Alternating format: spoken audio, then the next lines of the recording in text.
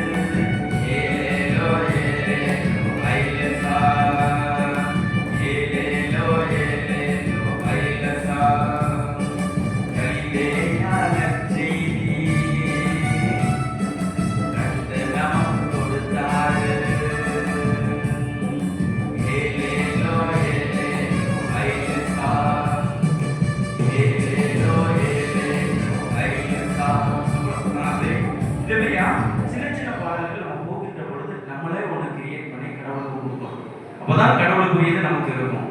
ஏன்னா அதே என்னது, உலகத்துக்கே பெரியவர் என் இதயத்துக்குள் இருப்பவர். ஞாபகம் இருக்கா? அந்த பாட்டு ஒரு திருப்பு பாடிடுவோமா கடைசியில்?